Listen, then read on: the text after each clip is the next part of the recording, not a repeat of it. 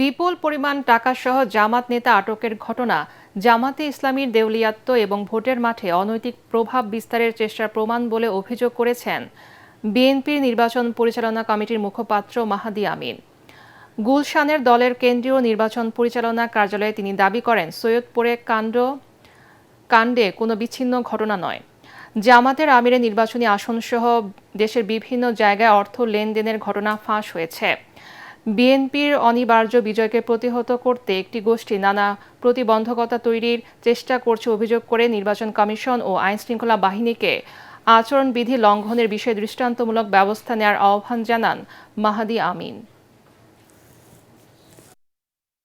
টানা 4 দিন যেখানে দেশের সকল ব্যবসায়িক কার্যক্রম বন্ধ রয়েছে, সেখানে এত বিপুল পরিমাণ অর্থ কোন ব্যবসায়িক প্রয়োজনে ব্যবহৃত হতে পারে সেটি বোঝার জন্য বিশেষজ্ঞ হওয়ার প্রয়োজন নেই। স্পষ্টতই আচরণবিধির এই লঙ্ঘন গণবিচ্ছিন্ন রাজনৈতিক দলটির দেউলিয়াত্ব ও অনৈতিক প্রভাব বিস্তারের চেষ্টা প্রমাণ করছে।